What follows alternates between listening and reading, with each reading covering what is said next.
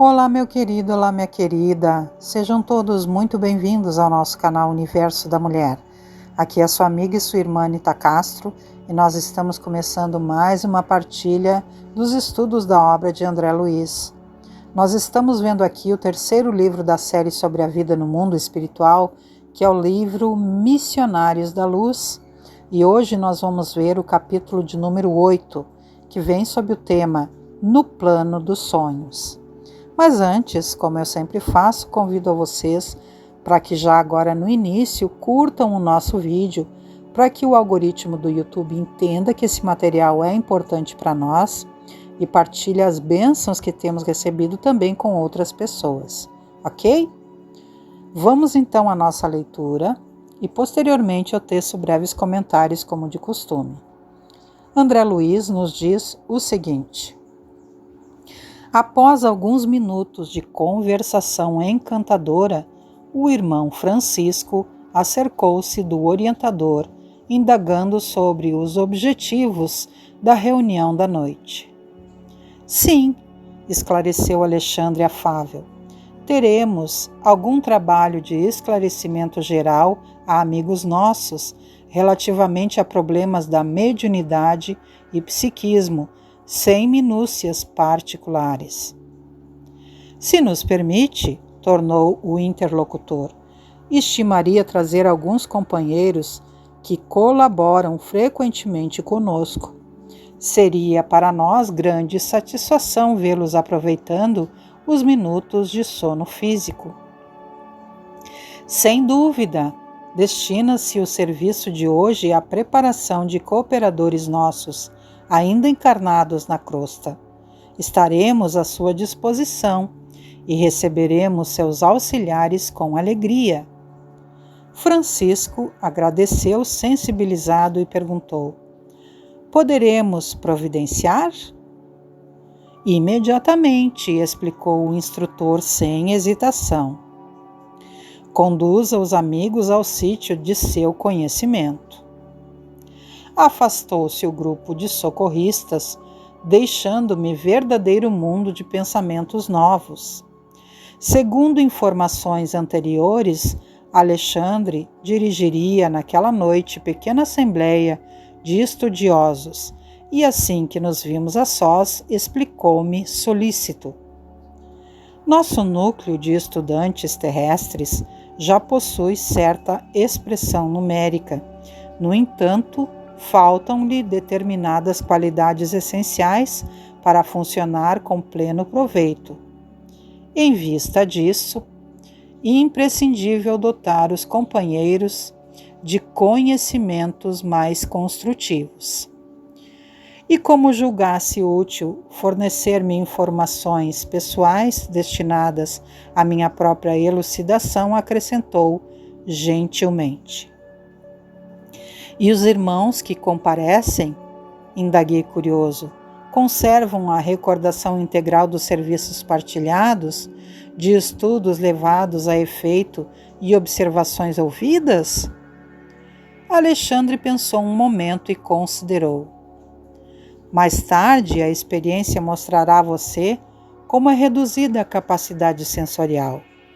O homem eterno guarda a lembrança completa e conserva consigo todos os ensinamentos, intensificando-os e valorizando-os de acordo com o estado evolutivo que lhe é próprio. O homem físico, entretanto, escravo de limitações necessárias, não pode ir tão longe. O cérebro de carne, pelas injunções da luta a que o espírito foi chamado a viver, é aparelho de potencial reduzido, dependendo muito da iluminação de seu detentor, no que se refere à fixação de determinadas bênçãos divinas. Desse modo, André, o arquivo de semelhantes reminiscências no livro temporário das células cerebrais é muito diferente nos discípulos entre si, variando de alma para alma. Entretanto, cabe-me acrescentar que na memória de todos os irmãos de boa vontade, permanecerá de qualquer modo o benefício, ainda mesmo que eles, no período de vigília, não consigam positivar a origem. As aulas no teor daquela a que você assistirá nesta noite são mensageiras de inexprimíveis utilidades práticas. Em despertando na crosta, depois delas, os aprendizes experimentam alívio, repouso e esperança, a par da aquisição de novos valores educativos. É certo que não podem reviver os pormenores, mas guardarão a essência, sentindo-se revigorados, de inexplicável maneira para eles, não só a retomar a luta diária no corpo físico, mas também a beneficiar o próximo e combater com êxito as próprias imperfeições. Seus pensamentos tornam-se mais claros, os sentimentos mais elevados e as preces mais respeitosas e produtivas, enriquecendo-lhes as observações e trabalhos de cada dia. É lastimável, disse eu, valendo-me de pausa mais longa, que todos os membros do grupo não possam frequentar em massa as instruções dessa natureza. Seria de extraordinária significação o ato de se congregarem mais de 300 pessoas para os mesmos fins santificantes, recebendo em conjunto sublimes bênçãos de iluminação. Sem dúvida, redarguiu o orientador, no otimismo de sempre. No entanto, não podemos violentar ninguém. Toda elevação representa uma subida, e toda subida pede esforço de ascensão. Se os nossos amigos não se aproveitam da força que lhes é peculiar, se menosprezam os seus próprios direitos divinos, por olvidarem e por vezes detestarem os sagrados deveres que o Pai lhes confiou, como operar por eles? Se constitui lei primordial da vida a realização divina e eterna para cada um de nós? A observação era profunda e indiscutível. A esse tempo, defrontáramos vasto edifício que impressionava pelas linhas modestas, embora transbordantes de luz. Vamos agora ao trabalho, convocou Alexandre resoluto. Mas, objetei por minha vez, não se efetuarão as aulas na sede do agrupamento onde se processam os serviços a seu cargo? Se o trabalho, respondeu ele atencioso, fosse puramente consagrado a entidades libertas do corpo material, poderíamos desenvolver os nossos esforços ali mesmo, com o maior êxito, mas no presente caso devemos atender a irmãos ainda encarnados, que vêm até nós em condições especialíssimas, e precisamos aproveitar os recursos magnéticos dos amigos que ainda se encontram igualmente em luta na Terra. E chegados diante da porta de entrada, onde se movimentava grande número de companheiros do nosso plano, o instrutor explicou: temos aqui uma nobre instituição espiritista a serviço dos necessitados, dos tristes, dos sofredores. O Sagrado Espírito de Família Evangélica permanece vivo nesta casa de amor cristão que o Espiritismo ergueu por intermédio de uma venerável missionária do Cristo. Nossos trabalhos se desdobrarão aqui com mais eficiência relativamente aos fins a que se destinam. Como é interessante, acentuei, o fato de necessitarmos dos ambientes domésticos para instruções aos companheiros encarnados. Sim, comentou Alexandre com elevada sabedoria. Você não pode esquecer que grandes ensinamentos do próprio Mestre foram ministrados no seio da família. A primeira instituição visível do cristianismo foi o lar pobre de Simão Pedro em Cafarnaum. Uma das primeiras manifestações de Nosso Senhor diante do povo foi a multiplicação das alegrias familiares numa festa de núpcias, em pleno aconchego do lar. Muitas vezes visitou Jesus as casas residenciais de pecadores confessos, acendendo novas luzes nos corações. A última reunião com os discípulos verificou-se no cenáculo doméstico.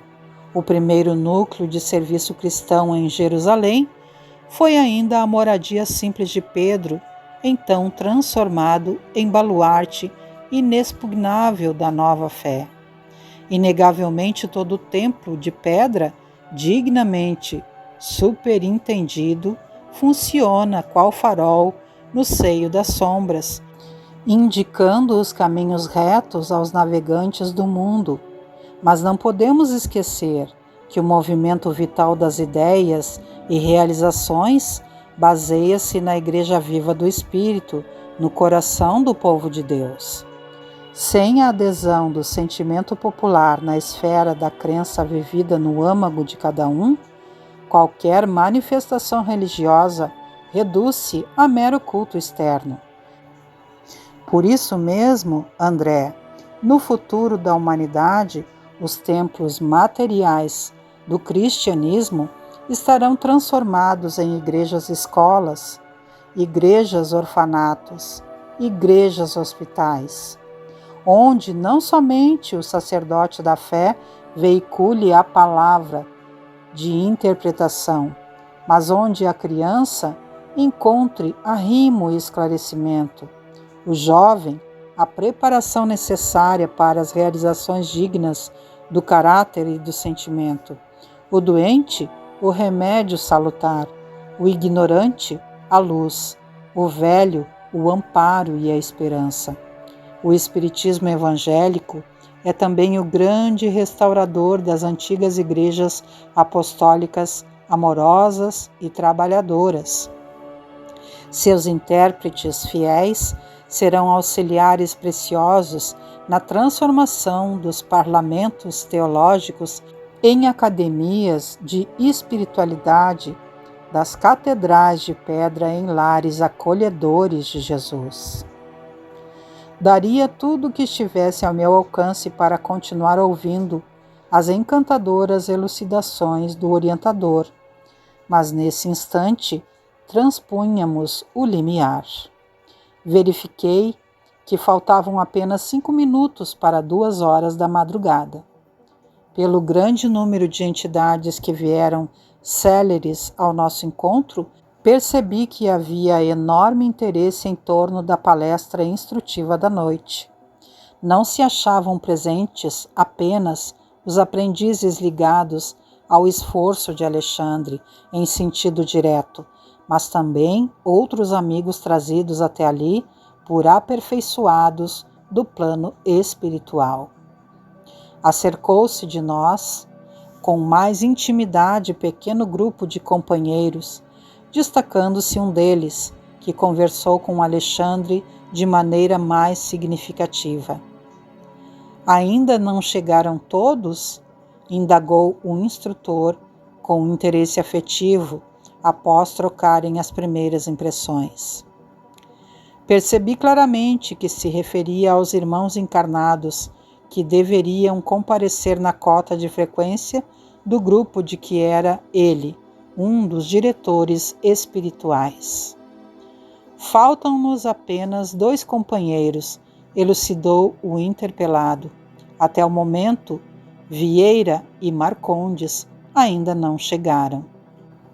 Urge iniciar os trabalhos, exclamou Alexandre sem afetação. Devemos terminar a tarefa às 4 horas no máximo.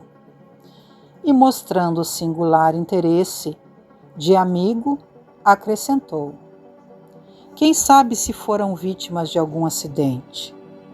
Convém positivar no espírito de calma decisão que lhe é característico, recomendou ao auxiliar que lhe prestava informações. Sertório, enquanto vou ultimar algumas providências para as instruções da noite, observe o que se passa. Respeitoso, o subordinado interrogou: caso estejam os nossos irmãos sob a influência de entidades criminosas, como devo proceder? Deixá-los-á então onde estiverem, replicou o instrutor resoluto. O momento não comporta grandes conversações com os que se prendem deliberadamente ao plano inferior. Findo o trabalho, você mesmo providenciará os recursos que se façam necessários. Dispunha-se o mensageiro a partir, quando o orientador, percebendo meu ardente interesse em acompanhá-lo, acrescentou: se deseja, André, poderá seguir, colaborando com o emissário em serviço. Sertório terá prazer em sua companhia. Agradeci extremamente satisfeito e abracei o auxiliar de Alexandre, que me sorriu acolhedoramente. Saímos.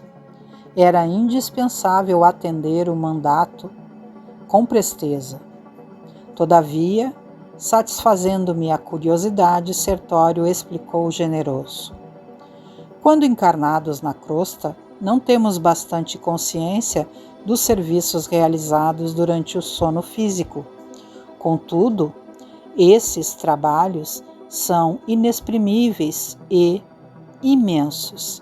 Se todos os homens prezassem seriamente o valor da preparação espiritual diante de semelhante gênero de tarefa, certo efetuariam as conquistas mais brilhantes nos domínios psíquicos, ainda mesmo quando ligados aos envoltórios inferiores.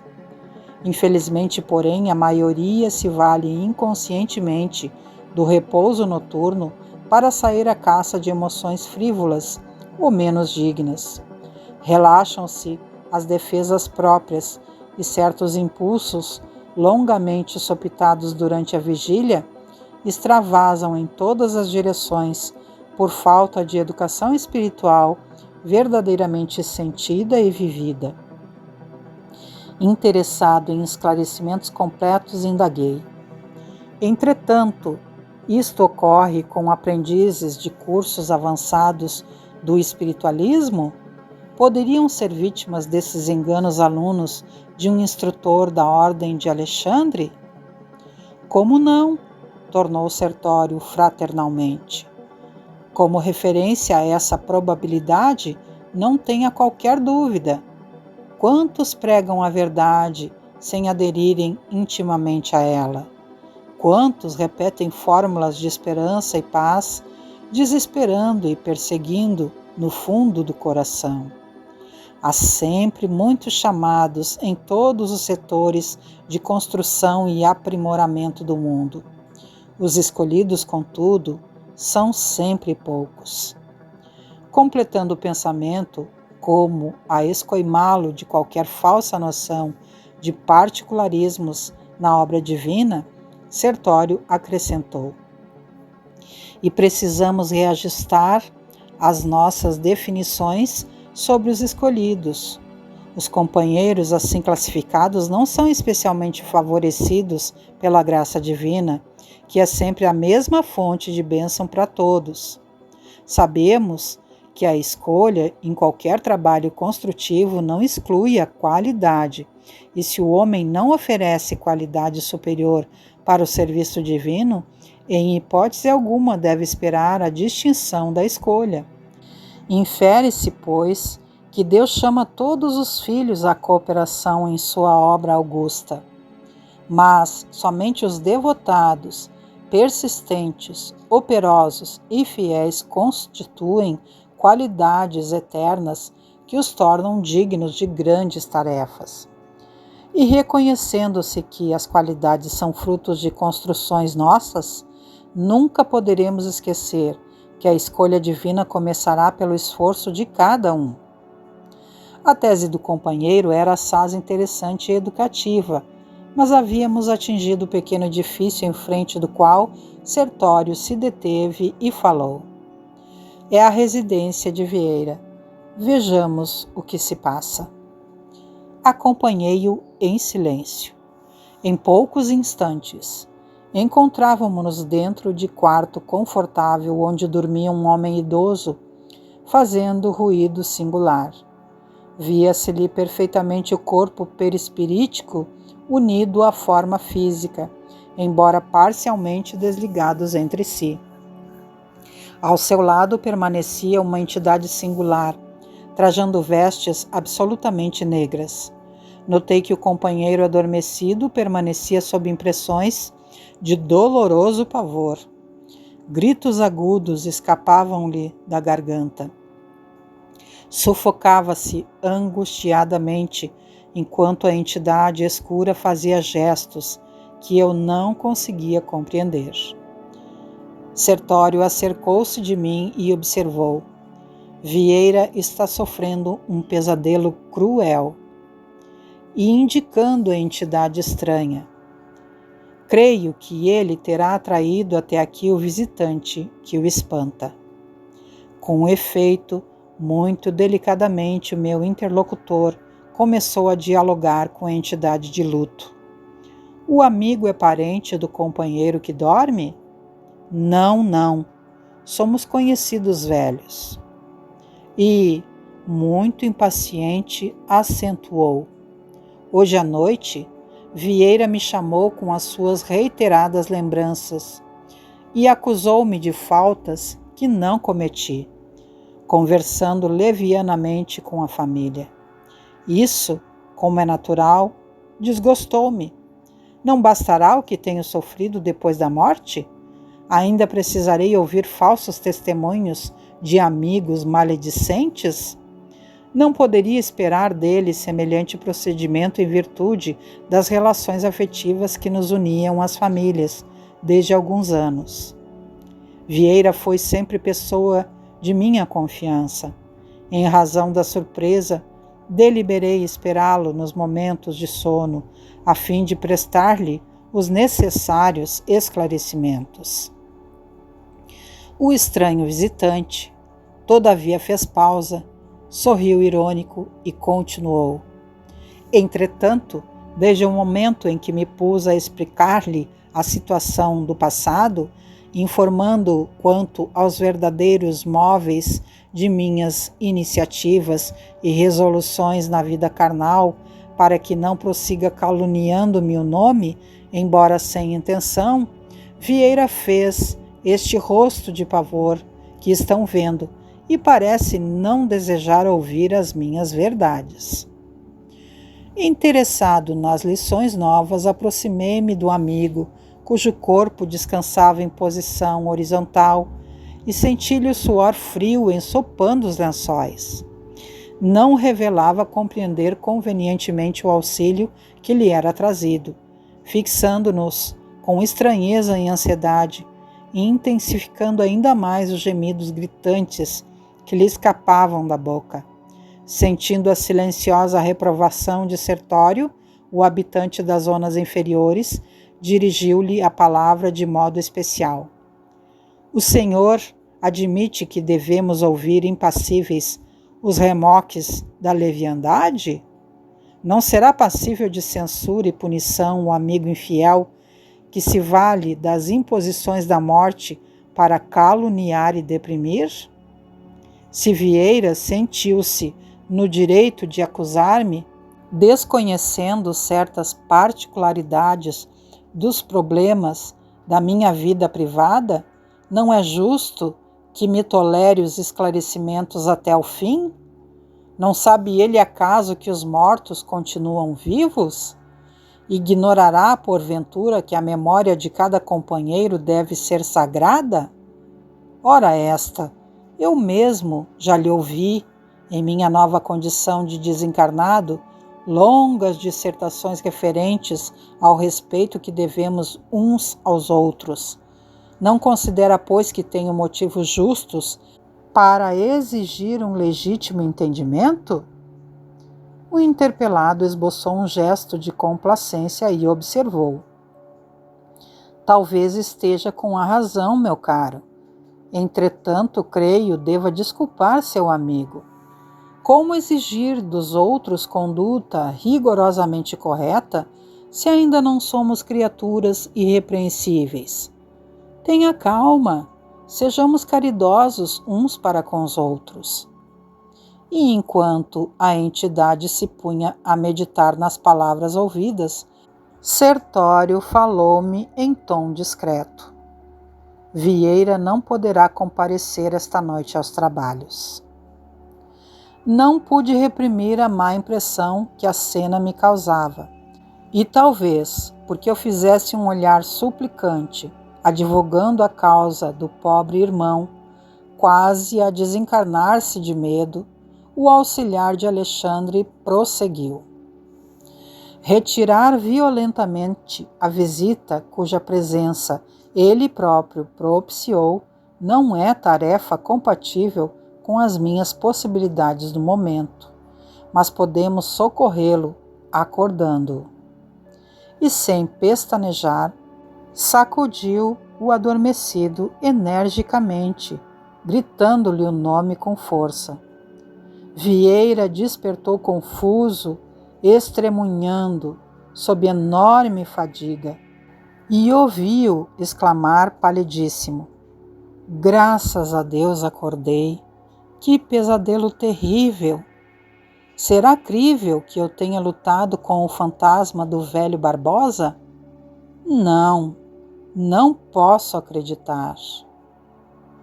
Não nos viu, nem identificou a presença da entidade enlutada, que ali permaneceu até não sei quando. E ao retirarmos-nos, ainda lhe notei as interrogações íntimas, indagando de si mesmo sobre o que teria ingerido ao jantar, tentando justificar o susto cruel com os pretextos de origem fisiológica. Longe de auscultar a própria consciência com respeito à maledicência e à leviandade, procurava materializar a lição do próprio estômago, buscando furtar-se à realidade. Sertório, porém, não me proporcionou ensejo a maiores reflexões. Convocando-me ao dever imediato, acrescentou: Visitemos o Marcondes. Não temos tempo a perder. Daí a 2 minutos, penetrávamos outro apartamento privado, todavia, o quadro agora era muito mais triste e constrangedor. Marcondes estava de fato ali mesmo, parcialmente desligado do corpo físico, que descansava, com bonita aparência, sob as colchas rendadas. Não se encontrava ele sob impressões de pavor, como acontecia ao primeiro visitado. Entretanto, revelava a posição de relaxamento, característica dos viciados do ópio. Ao seu lado, 3 entidades femininas, de galhofeira expressão, permaneciam em atitudes menos edificantes. Vendo-nos de súbito, o dono do apartamento surpreendeu-se de maneira indisfarçável, mormente, em fixando Sertório, que era do seu mais antigo conhecimento. Levantou-se envergonhado e ensaiou algumas explicações com dificuldade. Meu amigo, começou a dizer dirigindo-se ao auxiliar de Alexandre, já sei que vem procurar-me. Não sei como esclarecer o que ocorre. Não pôde, contudo, prosseguir e mergulhou a cabeça nas mãos, como se desejasse esconder-se de si mesmo. A essa altura da cena constrangedora, verifiquei então, sem vislumbres de dúvida, que as entidades visitantes eram da pior espécie de quantas conhecia eu nas regiões das sombras. Irritadas, talvez, com o recuo do companheiro que se revelava triste e humilhado, prorromperam em grande algazarra, acercando-se mais intensamente de nós, sem o mínimo respeito. Impossível que nos arrebatem Marcondes, disse uma delas enfaticamente.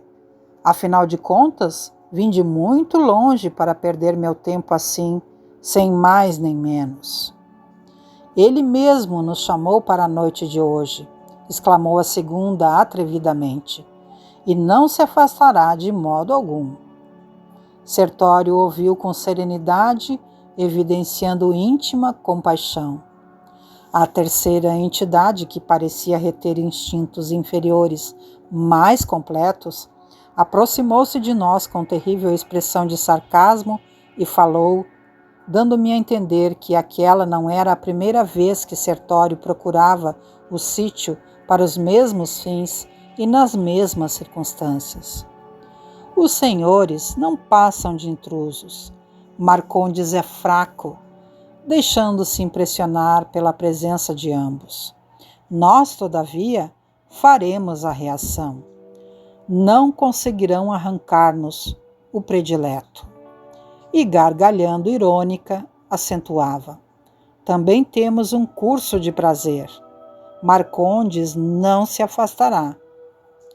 Contrariamente aos meus impulsos, Sertório não demonstrava a mínima atenção.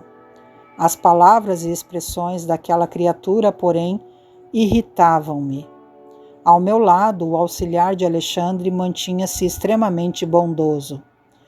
A própria vítima permanecia humilde e triste. Por que semelhantes insultos? Ia responder alguma coisa no sentido de esclarecer o caso em termos precisos, quando Sertório me deteve. André, contenha-se. Um minuto de conversação atenciosa com as tentações provocadoras do plano inferior pode induzir-nos a perder um século. Em seguida, com invejável tranquilidade, dirigiu-se ao interessado, perguntando, sem espírito de censura: Marcondes, que contas darei hoje de você, meu amigo? O interpelado respondeu lacrimoso e humilhado: Ó, Sertório, como é difícil manter o coração nos caminhos retos. Perdoe-me, não sei como isto aconteceu. Não posso explicar-me.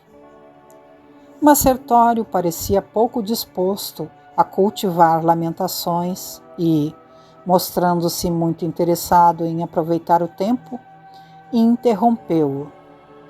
Sim, Marcondes, cada qual escolhe as companhias que prefere. Futuramente, você compreenderá que somos seus amigos leais e que lhe desejamos todo o bem. Despejaram as mulheres nova série de frases ridicularizadoras. Marcondes começou de novo a lastimar-se, mas o mensageiro de Alexandre, sem hesitar, tomou-me à destra e regressamos à via pública. Voltemos imediatamente, disse ele decidido. E em que ficamos? Indaguei. Não vai acordá-lo? Não podemos agir aqui do mesmo modo. Marcondes deve demorar-se em tal situação para que amanhã a lembrança desagradável seja mais duradoura, fortificando-lhe a repugnância pelo mal. Que fazer então? Perguntei, espantado. Diremos ao nosso orientador o que ocorre, redarguiu Sertório calmamente. É o que nos cabe levar a efeito. E sintetizando longas considerações, que poderia expender relativamente ao assunto, frisou: Por agora, André, chama-nos o dever mais alto no campo de nossa jornada para Deus. Entretanto, quando terminarem as instruções da noite, voltarei a ver o que é possível efetuar em favor de nossos pobres amigos. No momento, não devemos perder os minutos. As preleções de Alexandre não se destinam somente ao preparo dos nossos irmãos que ainda se ligam aos envoltórios de carne na superfície da crosta. São igualmente valiosas para nós outros, que necessitamos enriquecer possibilidades para socorrer com êxito os companheiros encarnados. Sim, concordo, respondi. No entanto, a situação de Vieira e Marcondes sensibiliza-me fundamente. Sertório, porém, cortou-me a palavra, rematando seguro de si mesmo. Conserve seu sentimento, que é sagrado. Não se arrisque, porém, a sentimentalismo doentio. Esteja tranquilo quanto à assistência, que não lhes faltará no momento oportuno. Não se esqueça, porém, de que, se eles mesmos algemaram o coração em semelhantes cárceres, é natural que adquiram alguma experiência proveitosa à custa do próprio desapontamento. Capítulo interessantíssimo, não é mesmo, meus queridos, minhas queridas? Aqui nós vemos então que quando nós estamos dormindo, nós somos levados, quando temos aí a mediunidade ostensiva, a trabalhos de conhecimentos e estudos. E mesmo quando não somos médios ostensivos, somos também levados a estudos e a conhecimentos para o nosso proveito e para o proveito de todos aqueles que estão em volta de nós, não é? E olha como é interessante, nós não costumamos recordar com interesse tudo aquilo que aprendemos, mas quando nós vivemos esses fatos na vida espiritual, quando nós acordamos, nós guardamos aquela sensação gostosa de que algo maravilhoso vivemos ao longo do sono, não é mesmo? E aí a gente sabe, e estudando então sobre o assunto, que nós fomos levados a estudos. E muitas vezes lastimamos não nos recordar na inteireza daquilo que estudamos, mas guardamos ali a impressão, o cerne do assunto, não é?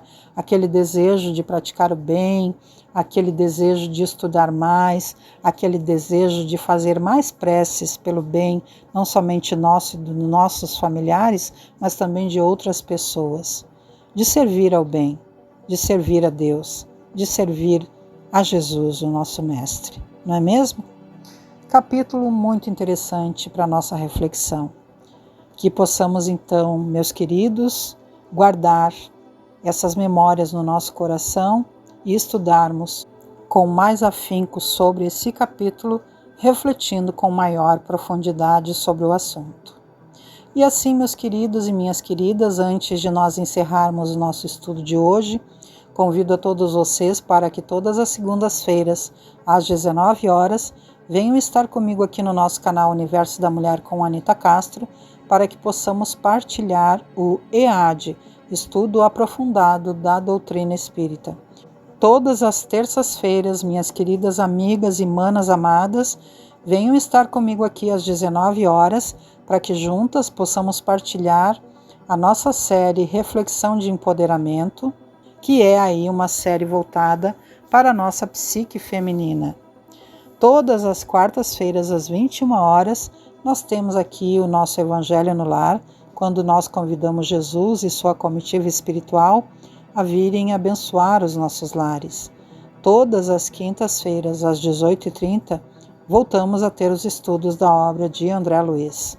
E todas as sextas-feiras, às 18 horas, a partir do momento do passe sob direção da nossa querida amiga e benfeitora espiritual Maria da Soledade, reunida como uma equipe de benfeitores espirituais, todos a serviço de Jesus, para nos ofertarem o passe e a renovação das nossas energias. E agora também, todas as segundas, quartas e sextas-feiras, tenho trazido aqui os shorts de cura, que são vídeos curtinhos, de 2 a 3 minutos, para a nossa reflexão, especialmente para nós e os nossos corações femininos, mulheres. Venham participar. Assim sendo, queridas, queridos, deixo então aqui uma sincera, mas muito simples oração, para que nós possamos nos despedir, desejando que Deus, nosso Pai, nosso querido Senhor, que Jesus Cristo, nosso amigo e nosso mestre, nosso companheiro sempre fiel, que Maria Santíssima, nossa Mãe amorosa, que nos leva sempre pelas mãos até Jesus, e que os nossos benfeitores espirituais, nossos amigos muito sinceros, continuem, como sempre fazem, nos estimulando ao bem, e que nós tenhamos consciência que todas as escolhas que vivenciamos espiritualmente e diariamente partem de nós, assim como nós vimos aqui neste capítulo, que esses dois irmãos estavam ali próximos a entidades mais escuras, porque estavam eles mesmos, convocando as energias dessas entidades. Tenhamos cuidado, então, e tenhamos melhores escolhas no nosso dia a dia pelo bem, pela paz e por tudo aquilo de bom que temos recebido, praticando no nosso dia a dia o máximo possível as bênçãos que temos aí sido providos por Deus, por Jesus, por Maria Santíssima e pela espiritualidade superior. Que assim seja e assim se faça.